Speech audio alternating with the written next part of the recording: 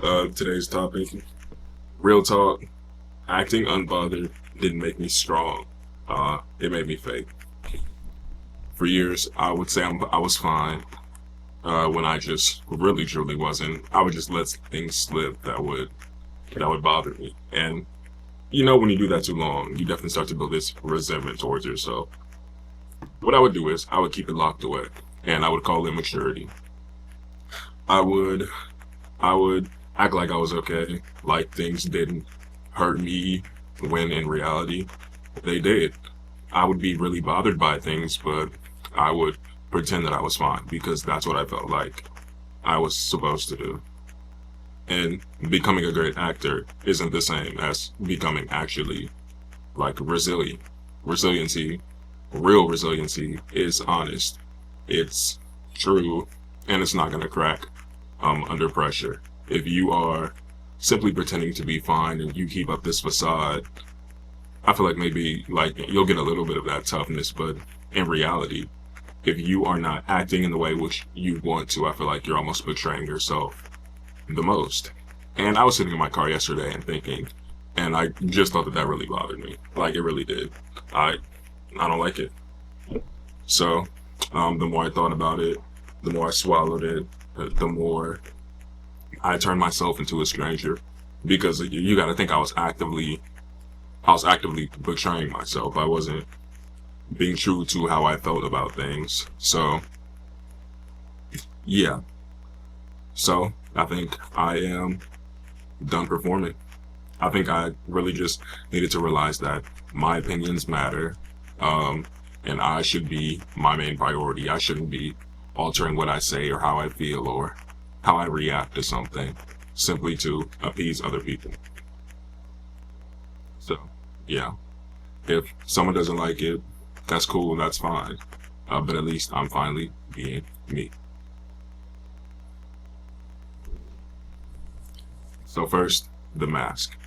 This would be why we do it. Why are we masking our true selves? We say that it's fine to avoid conflict.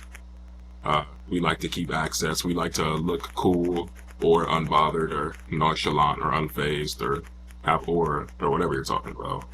And the masculine, like propaganda also says, that it is inherently a negative to be soft or emotional. So I think as men, we tend to mute ourselves and not we don't have access to the full range of our emotions, even the full range of our masculine emotions in some cases, because if you're acting like things are cool, like you must not think that it's okay to get angry or upset, then maybe that's just something that you're afraid of. You don't want to show any emotion at all. So that is why we put on the mask and act like things are okay, even when they may not be. But what people don't realize is the hidden cost of this, what it does to you. First of all, like I said earlier, you are betraying yourself. You're literally going to lessen the trust you have for yourself if you're constantly letting people walk all over you and pretending that it's fine, even when it's not. You don't need to be fake nonchalant just to be cooler to fit in. If you're genuinely not bothered by something, then that's one thing. But if you are bothered by something and you are pretending like you're not, that is when you're really betraying yourself. You're really doing damage by doing that because it's like your inner mind is like, or inner mind, higher self, whatever you want to call it, it's probably like, bruh, I can't even count on you to defend me or be spoken. So why would I even speak at all? So your real self kind of disappears to the background, I think, in some cases. And then that quiet resentment is either going to leak out towards that person or towards you or I don't know, maybe somebody you care about or something. Because you all know, like, you think of the best things you could have said like, you think of the best things you could have said after an argument, usually not during it. And all that all that anger and all that good quit, maybe that might come out later, like towards someone that you do actually care about and not who it should have been directed at. because you were toning yourself down in the moment. And then also, I feel like this lessens your relationships if people aren't able to see the full you, the full real like spectrum of emotions that you can offer. You know, masculine, feminine, just any any kind of emotion really. Um, and then you're not building the skill of being truthful. I feel like if this is one of the areas in your life that you lie about, you probably lie in other areas too, like pretty frequently. Like I know I'll tell like a white lie every now and again to spare someone's feelings, but I feel like it's almost better to be a true friend to them and just be honest and forthcoming with how I feel, because they're probably asking your opinion for a reason. So respect them and respect yourself. So what am I going to be doing now? Um, I'm going to be honest. I'll give my honest opinion. If something upsets me, I'm no longer going to laugh it off or pretend it's cool. My opinion matters. My voice matters. So I'm going to start using it. Like you only have one life to live. I feel like I've spent enough time wasting mine. So that is, my plan. The next thing, I don't like that. And no is going to become very powerful for me. I feel like I tend to be a people pleaser. In some cases I can be like adequately selfish, of course, but I feel like overall, if it's someone I care about, people will come to me because they know that more than likely I am going to say yes, because I feel like in my mind I'm often thinking like, oh, what if this is their last straw, or like something crazy like that. But more often than not, they're probably only asking me because they feel like I'm probably the best option they have as far as getting a yes and getting what they want. Next, that doesn't work for me. I can't do that. Sorry, I don't want to do that. I'm not going to do that. That does not fit in my schedule. Uh, over over compromising is not good. First of all, you wear yourself very, very thin, and you're letting people intrude on your space when you're not firm with your boundaries regarding time and people's access to you.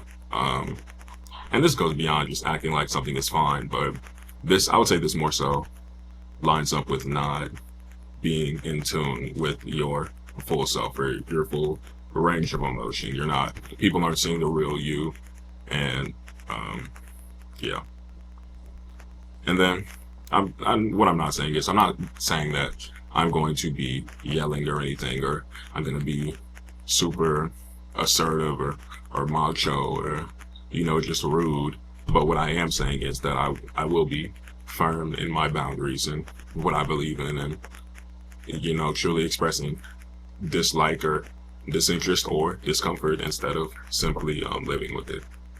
And that's what I'm the most excited for. I'm excited to see how this can grow into other things. Why do I think it's going to be worth it, and why would it be worth it for you? I think you'll probably have some more self-respect. Like I said, if you're constantly betraying that inner voice, why would it ever want to speak? If you're speaking and you feel like there's someone who never listens to you or never factors in what you have to say, or they treat you like you're not important, eventually you're probably going to stop talking to them. You're probably not going to be very in tune with them, or like probably not going to support them. So I feel like this will be a good way to get my inside and my outside, or my internal, my external, on the same page.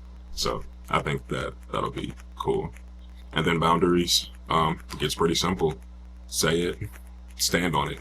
Like you just have to stand on it. It really doesn't get any more complicated than that.